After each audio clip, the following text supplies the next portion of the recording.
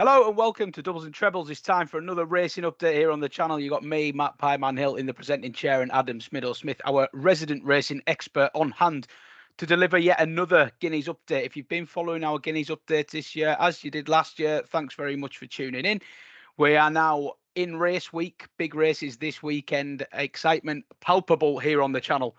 And we're going to deliver you another update, quick update, because there's been quite a lot of movement in one market in particular. So we'll start with that one, the 1,000 guineas. Now, if you watched our last video, you'll know that Adam predicted that there may be a bit of drama around the favourite Inspiral, long-term favourite, may not run.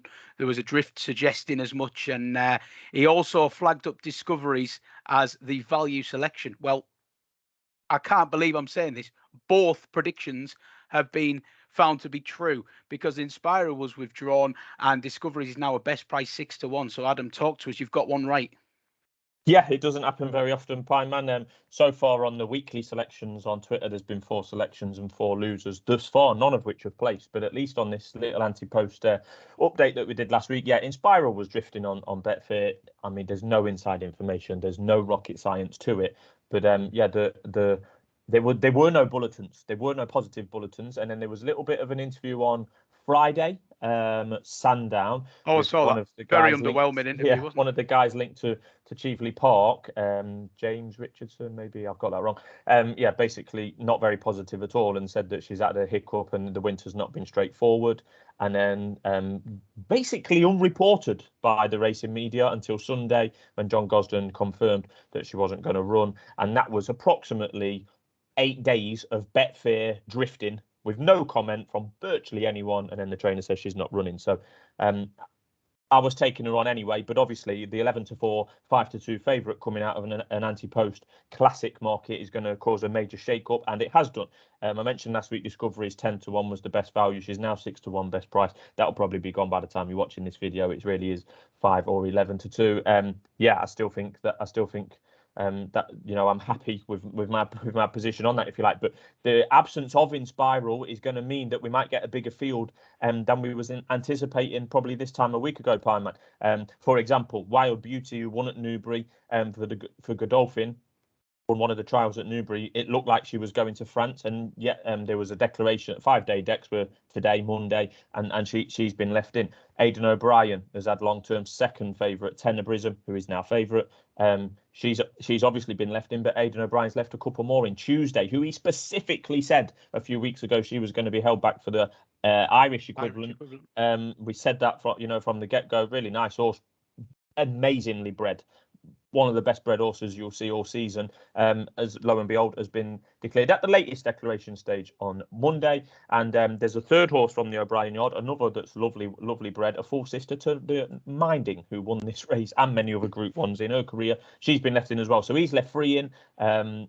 Yeah, it's obviously not untoward or out of character for O'Brien to have 3 or 4 contenders for a Group 1 at this stage, but yeah, one of them specifically was said she was going elsewhere. Now it looks like she is not. There's a couple of French contenders that I previously just ignored because they don't very often turn up, but it looks like they may well do. So we might have a bigger field than expected. The only question mark in the little runners that we've got on the list at the moment, on the anti-post list at the moment, is Homeless Song. She's around 13-2, 6-1. Won the Irish 1,000 Guineas trial in Ireland, and yeah, was coin toss kind of thing. You know, connections will make the decision as late as possible. Blah blah blah, the usual stuff. So if Homeless Songs was to turn up as well, it's turning into a pretty competitive race, and one that's definitely more open than 2,000 that we'll come on to. I will just give a shout out to Hello You again, Pieman.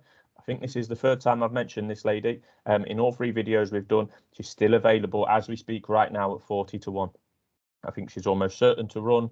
I thought she ran okay last time for a horse that needed the run, and connections says she will come onto the run. As I've said before, that's not unusual for them to say such things for a horse that's been beaten first time up, but visually it looked like those comments do actually apply on this occasion. So yeah, Hello You still going to be the each way selection, but I'm going to wait till they declare. She's currently 40-1, so keep an eye out for her as well, Pieman. I agree with that. And Discoveries would, if you were recommending someone for a bet right now, it would be still Discoveries at 11-2-ish. Yeah, the sun is still shining, Pieman. She needs the sun to continue to shine. No water, whether that be natural or man-made, to fall on the track. Yeah, the faster the better for that lady. And, you know, like I say, when the news came out that she was an intended runner, I tweeted at 12-1. It's in the comments at 12-1 last week when we did our video. I stuck by her at 10-1, so I'd be much more happier at 10 and 12 than I would be at 6. But I'd still back her now. Yep, no problem. Yeah.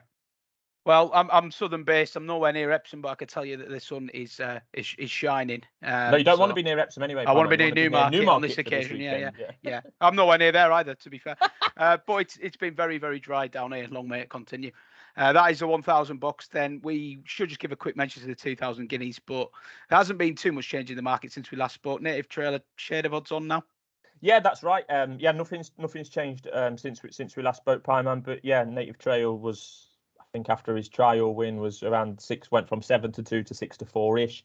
Has continued to come in a little bit. He's even money best price now, and a shade of odds on in places, as you mentioned. Caribus is still in there at 4-1. Second favourite is Stablemate, and Luxembourg also the third favourite, and has been in that position for some time at 5-1. The latter two of those haven't ran so far this year. We knew that, and the plan is for both of them to go straight to the 2,000 guineas. In answer to what I think will be your next question, I would still, if the race was tomorrow, I would still back Luxembourg each way at 5-1. Yeah, not my most ambitious of pieces of betting advice on this channel, 5-1 each way, but I just think he's good. I've watched some more replays of him again over the weekend. I think he's really, really good. And he's going to, whoever wins the 2,000 guineas, as I've already said, he's going to have to be pretty good because, as I've said many times, Native Trail, Caribus and Luxembourg, I think are all very good horses, and I think they will all be Group 1 winners this season, without a doubt in my mind. Yeah, I'm looking forward to seeing all three of them squaring up to each other at 2 furlong, Paul, see what happens. We are going to wrap the video up, but I believe you've got a tracker runner coming up tomorrow that you're going to share the early viewers. Yeah, so anyone. So this is going to be up Monday night. So anyone who is mad enough to be looking at our channel on a Monday night into a Tuesday morning, as long as they are viewing before 2:30 on Tuesday, the 26th of April, they should be backing a horse called Australian Harbour in a novice race at Nottingham. Wouldn't be usually my style, given that there's a 4-6 favourite for Sir Michael Stout in there, and Sir Michael Stout is going pretty well. But there's another trainer who's going well. Roger Varian has had a good start to the season, particularly with juveniles, and he's got Australian Harbour here, who is not a juvenile anymore. He's a 3-year-old, twice raced maiden. And I've just got a shout out to A Head on the Flat by Mark Howard. Comment in here from Mr. Varian, who, how do I put this? Of any trainer that gives quotes, which is most of them, he's great, isn't he? Roger Varian is the one I believe the most. Now, you will famously remember, Pieman, the biggest winner I've ever put up on this channel last year was Ishada. She ran at Newbury around May. That was in a novice race. She was about 18-1, and I put her up. And because Roger Varian had previously said he thought she was a Group 1 horse, i.e. the Coronation Stakes at Royal Ascot.